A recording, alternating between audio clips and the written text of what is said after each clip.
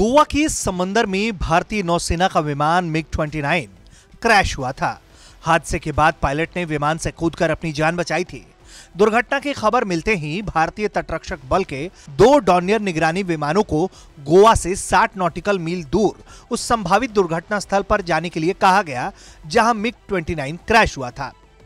यह खबर उसी ऑपरेशन से जुड़ी है जिसमें डॉर्नियर विमानों ने सफलतापूर्वक एक ऑपरेशन को अंजाम दिया। भारतीय तटरक्षक बल के अधिकारियों ने बताया है कि जैसे ही मिग-29 के विमान ने SOS कॉल की आवाज सुनाई तो निगरानी विमान को तुरंत ही दुर्घटना के संदिग्ध क्षेत्र की ओर मोड़ दिया गया।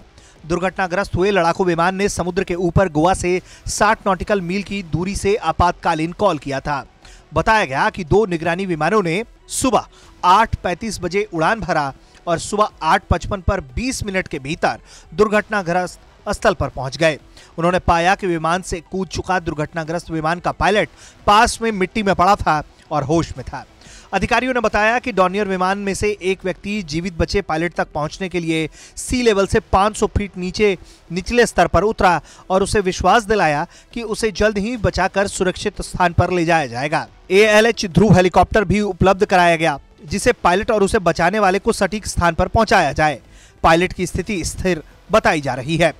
जैसे ही हेलीकॉप्टर ने पायलट को बचाकर निकाला तो लॉन्च होने के केवल 40 मीटर के भीतर ही अपना मिशन पूरा करने वाले दोनों डॉर्नियर विमान को वापस बुला लिया गया। इस बचाव विमान को एक गठन उड़ान कार्यक्रम में हिस्सा लेना था, लेकिन संकट में सिस्टर सर्विस के अधिकारियों की मदद करने के लिए इसे डाइवर्ट किया गया।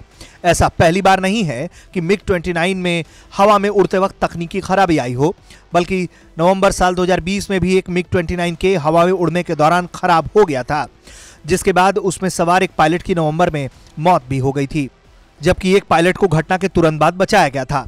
दुर्घटना के 11 दिन बाद कमांडर निशांत सिंह का शव बरामद किया गया था, लेकिन इस ऑपरेशन में डॉर्नियर विमानों ने जितनी तेजी दिखाई उसमें मिग-29 के पायलट को सफलतापूर्वक बचा लिया गया।